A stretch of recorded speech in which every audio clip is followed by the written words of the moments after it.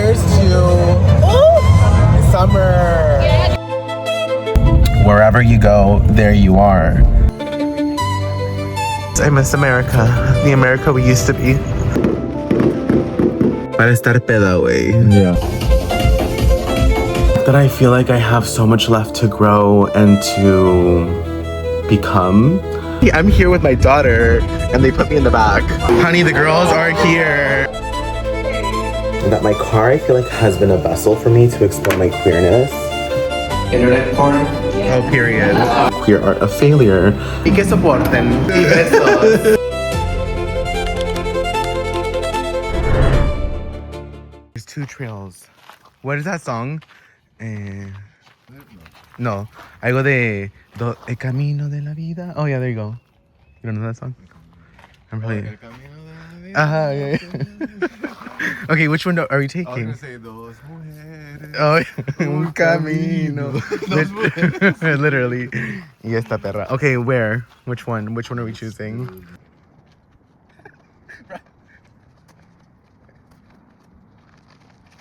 Wait. There we go. Bro, this is... We're here. Oh, it's 4th of July, honey. We got the bubbles going on. We got the girls out today, honey. With this hard kombucha. What? Tell me, what flavor is this? This is actually I don't even know. It's like it smells like sandia. It smells like sandia. Yeah. Like cantaloupe. Cheers. Oh yeah, it does. It smells like It's like it smells like summer. It smells like summer.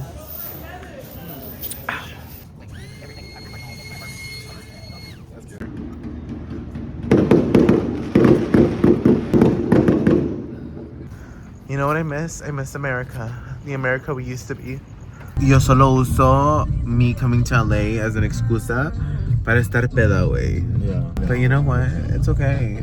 I'm only here for a good time, not a long time.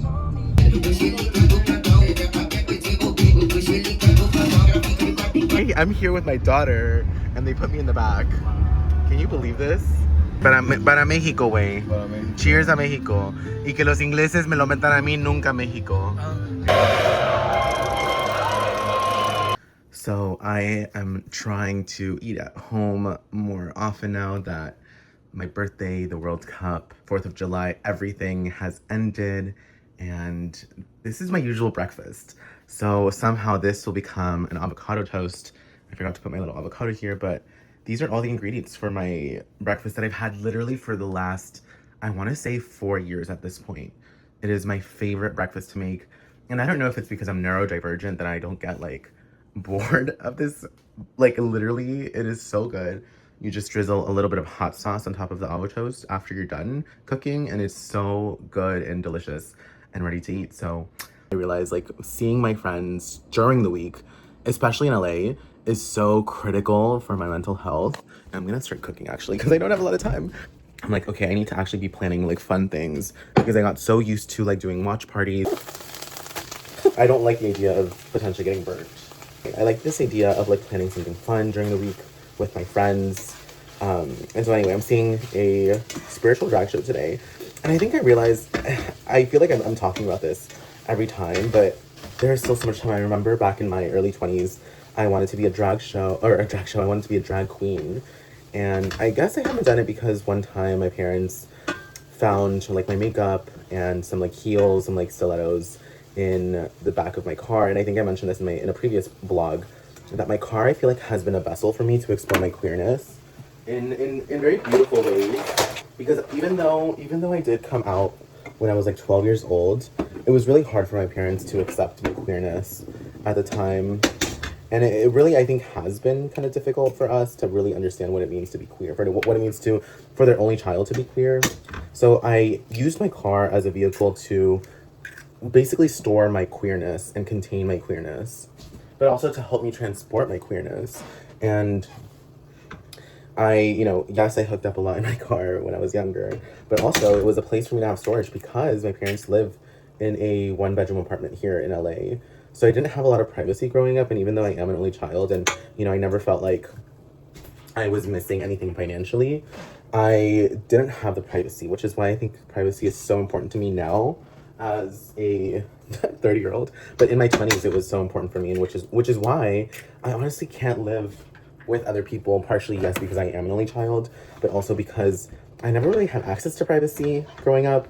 And I think that's why I protected so much. And whenever I feel like my privacy, my independence is threatened, I like lash out almost at myself, at the world.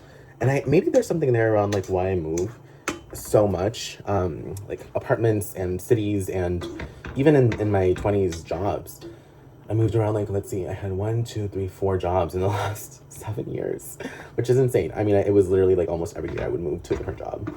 It turned out to be fine because a girl is a director now, but I think it's always scary to like transition every fucking year, because you're like, again, starting again and again, and you feel like you're in this cycle of starting over.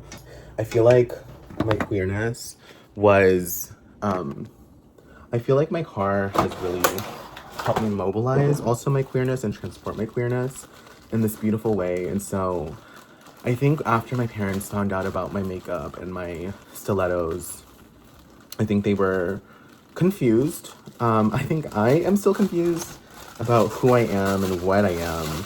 And I think that's fair, and I think that confusion is part of the human experience, and to like lean into the curiosity of that confusion, or leaning into the confusion of it all, I think is a gift that I definitely value. I think about myself is that I remain curious about myself, even as a 30-year-old. And the fact that I feel like I have so much left to grow and to become. So you never know, I might be able to become a drag queen again in my like 30s in this decade. Because tell me why I already go out to the clubs and I get tipped money when I'm not even in drag. Or maybe, as RuPaul would say, we're all born naked and the rest is drag. I don't know. I think a lot about all the dreams I had in my early 20s, and how it goes back to this conversation of like, I want everything. I want to have my cake and eat it too. But also I'm happy where I am. I've taken a lot of detours, which reminds me a lot of this idea of like the queer art of failure, and how I think a lot of queers, and this is a book by Jack Halberstam, and they write about how a lot of queers take detours because we're mapping our own blueprint, because we don't have a blueprint. We don't have a blueprint in the same way that like heterosexual people have. And I think the detour allows us to explore creative outlets, creative lifestyles even, that are not normative. So I guess I've been leaning into that, and I think it's true. I think all the milestones that I think are transferred to us as young people, I have dismantled. I mean, I haven't reached a lot of those milestones, and I'm actually quite happy with that. Even if at times it's been very hard to like accept, I've been happy with it. And, you know, I guess it is a little scary too, to be like, where am I gonna be in 10 years? I didn't think I would be here in 10 years. Or 10 years ago, I didn't think I would be here. But I also didn't think, you know what I mean? I don't think I know. But I didn't think exactly about where I would be. So I guess all this to say, I am excited for what the universe is gonna give me, as long as I keep doing the work and showing up. Because again, like I said in my previous vlog, it's all about showing up. And the only 3 things I played were Whitney Houston, New Kids on the Block, and Madonna. What I'm really addicted to is internet porn. Yeah. Oh, period.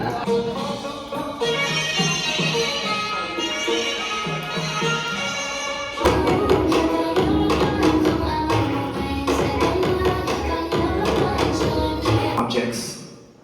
We're standing on stolen land. Of the deity. And so you see her face changing. And literally people always photographing this, and the best photograph is, oh, it doesn't look like you at all. You look totally like General Trenton Doll. I am so impressed with the performance today. It was giving drag show meets spiritualism meets like indigeneity, specifically in the Asian region. It was everything.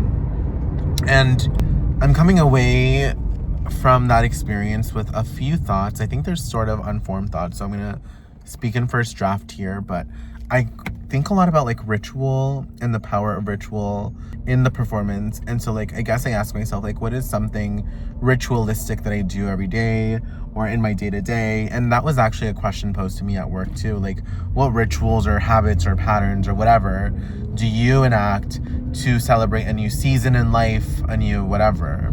I think I don't have rituals per se, I think I do have a tendency to like look at the moon, for example, when there's a new or full moon. But outside of that, there's no rituals, and maybe that's part of why I feel like there's something missing in my life, is a lack of rituals, because I think rituals ground us. And I thought a lot about like this, the shaman. I think the figure of the shaman, the idea of the shaman, and the role of the shaman. And I think a lot of it too comes from, or at least it helps me connect to the idea of curanderismo and curandero. And also, as someone who has a curatorial background, I mean, the word curator, curador, has very similar, I think, I don't know if it has the same roots or what have you, but it has, I think, a similar linguistic root, if you will, to curandero, to curar. And what are you healing? What are you fixing? When you're also curating art. And so anyway, that's like one thing. And then second thing is the idea of like ritual also as performance, and the dance floor can be a ritual, and oftentimes is a very spiritual ancestral practice. And I've written about this extensively too, and thought about this extensively too, that I think oftentimes like the way I dance tries to embody a sort of ancestral sort of technology. And especially when you think about like the fact that trauma is stored in the hips, and what do I do cuando perreo, or when I'm twerking, when we're twerking collectively, we're like literally releasing trauma. And so that is a ritual, being on the dance floor. And I think that's why it's back in the sort of cultural lexicon, sonic lexicon, whatever, cultural landscape of being on the dance floor again, because even Madonna is singing about it, is saying, you know, the dance floor is a place of resistance. And that's such a fucking tired trope. Like, the dance floor is resistance. Because yes, it is. It can be. But I think especially for people of color, specifically femmes of color and queers of color, I think it is more of a resistance. And if not resistance, at least it's a bit of a respite from our resistance work, which you could argue is part of this resistance work. The trade was there, honey. And then 3, around altars, the idea of there's another being, that there's a creator or multiple, and that there are other entities out there that can guide us, that can lead us. And I think the lack, or more so my own spirituality, has been kind of questioned by myself. Like, I've been questioning my own spirituality. I haven't practiced prayer in a long time. And I know that Bell Hooks writes about this and All About Love, but she writes that prayer is probably one of the most intimate forms of not just confessions, but of love. Because you believe that there's something out there that is higher, and you're praying to them. You're almost like also asking for forgiveness. So I do believe in the power of prayer, even if you don't believe in God, or pray to just one God or the God. I think the idea of praying in general is so powerful. And I think I want to get back into that ritual and that practice of like praying to this higher being, to this creator. And I think I'm also coming like off of the Lux tour, off of just like everything that I'm seeing in pop culture, this idea that there is something bigger than us. And if you believe that, I think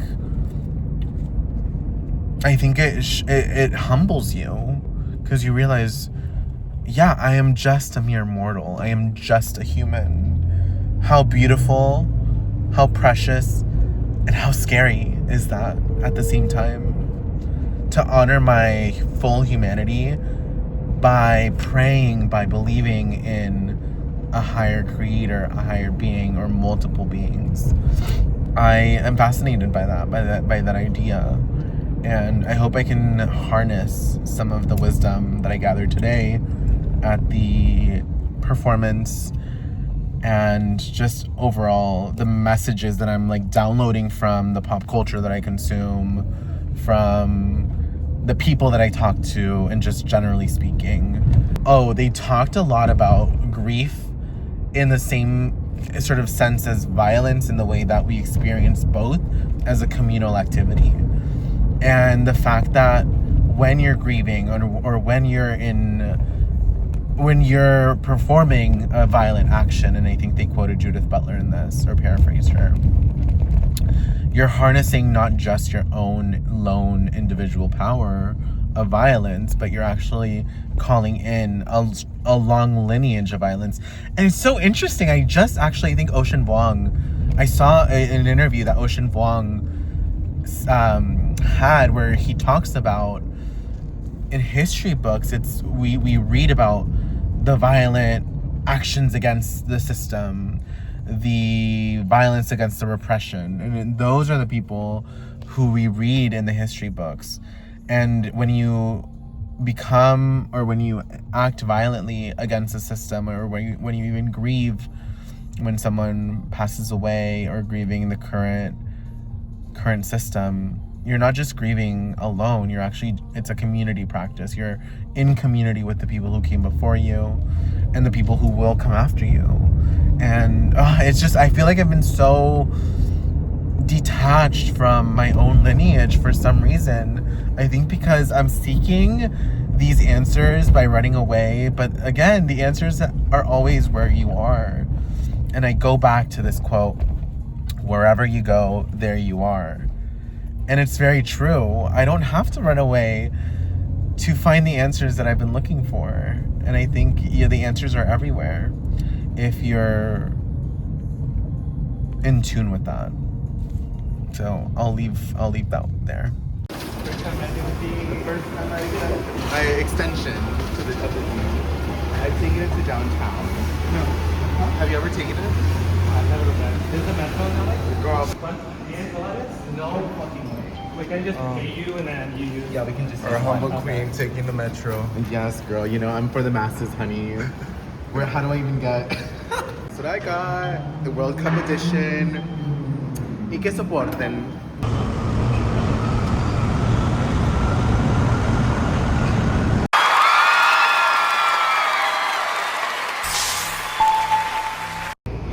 I'm ready to take it out, Metro. Take it out. Welcome, MTV, to my humble abode.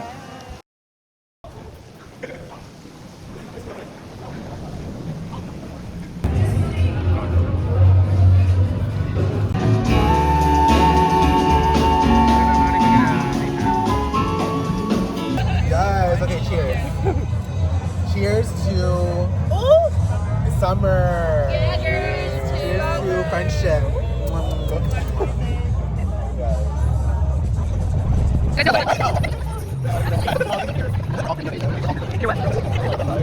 I want what you're having, please. Yes. Oh, that's a pretty. Oh my gosh. Everything's fine. We're just here. Oh my god. Show my feet? Yeah, they said, because Chris Yes. said you need a following before. Yes, Cassandra. Subscribe to her only, coming in 2027. Wait, this is Johnson. Yes. Oh, killing it. Oh, yeah. There you go. I'm surprised. La comida Versace. Guys, thank you. Make love to the camera. Cute. Y'all look cute. Y'all look really cute. Oh, why am I not in it? I feel seen.